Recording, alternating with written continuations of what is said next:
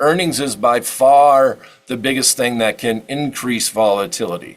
It's an anticipated date, everybody knows when it is, and that can drive up implied volatility around that date. So keep that in mind, that there is a component that's called time value, and that's pretty mathematical in how you figure it out.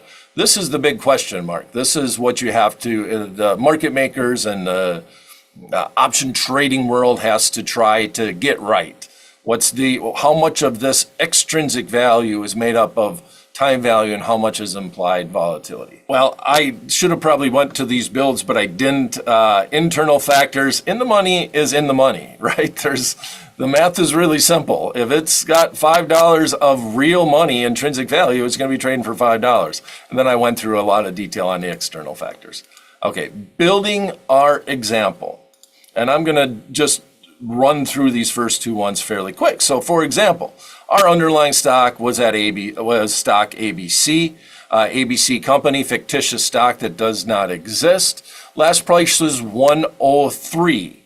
Premium here is made up of any of the intrinsic value, if it has any, and extrinsic value. So for example,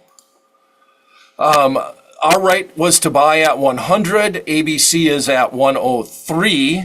Is that good or bad? If I have the right to buy the stock at 100 with the stock at 103, would you want to do it? And the answer is yeah, I would like to own the stock at 100. So I could call stock away from somebody at 100 if this option was a call option. And if that is the case, the stock is at 103. So it has $3 worth of intrinsic value, right? And this is a 30-day call. Not that that matters a ton, but we are going to talk about, I didn't highlight that. All right, so now we go in and we see that the total premium is $5 for our option contract. And so we know we have $3 of intrinsic value, quite simple. We're in the money $3, we take 5 minus 3, and that means we have $2 worth of time value. So this option contract is considered an in-the-money option contract. That means that I would like to exercise. If I had my ruthers, I'd rather exercise than not. And if I did exercise, I'd buy it at 100, could sell it on the market at 103. That is what it's intrinsically worth. But you look at the price, you see it's for $5. And so that extra 30 days of having that privilege to buy the stock at 100 will cost you an extra $2. And we'll call that the intrinsic value, or often referred to as the time value. So these are examples, and I'm going to run through them. I'm just going to throw them up here because I think they're pretty straightforward once we get to, once we've gone through what we just went through, right? So we still have ABC stock. Last price is now 105. If we looked at the 95 strike call, well, is that in the money or out of the money? Well, if I exercise my right and then sold, would I make money? And the answer is yes. If I did that, it's at 105, so I would buy at 95 via the option contract by calling the stock away, and I would sell it at 105.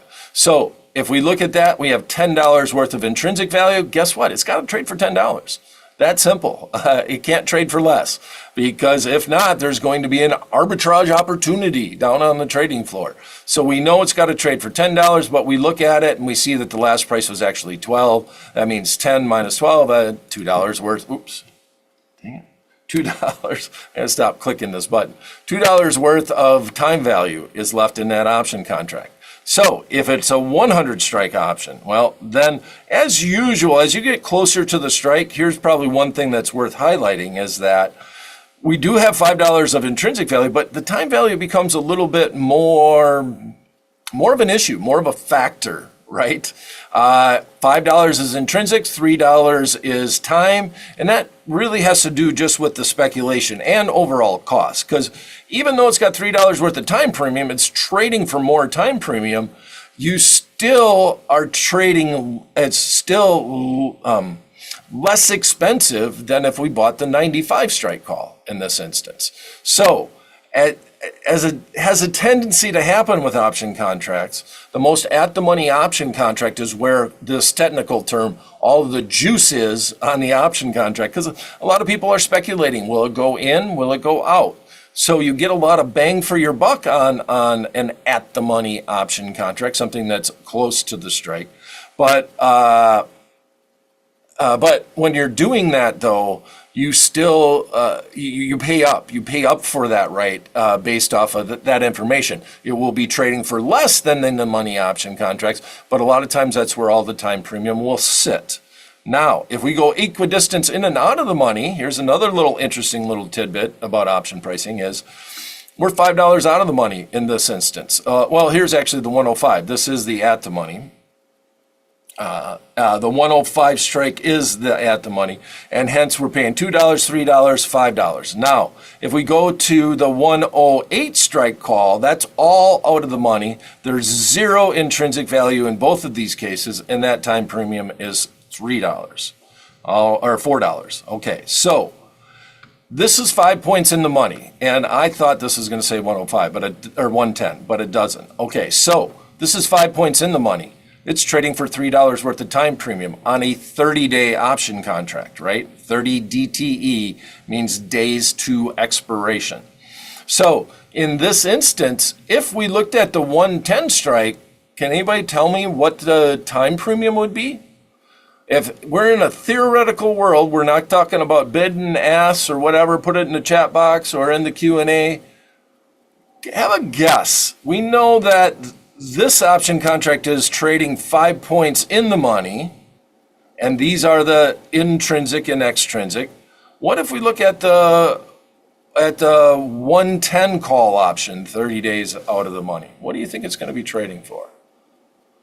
First answer is 2, and I'm going to say nope.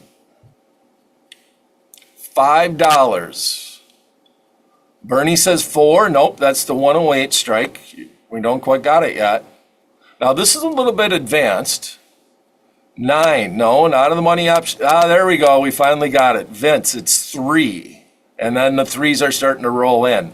And that is correct because equidistance in and out of the money in a theoretical options world, time is time, right? So you get the benefit of intrinsic value of $5 here, but the time premium is actually $3. So you go 5 points in the money, you get $3 worth of time premium. You go 5 points out of the money, you get $3 worth of time premium. So equidistant in and out of the money, in the theoretical world, there's going to be different things that will happen in the real world, but it's usually fairly close, fairly accurate. You will see that the time values will be the same. The value of the option contract will not, because you have real value, intrinsic value, and out of the money options do not have any.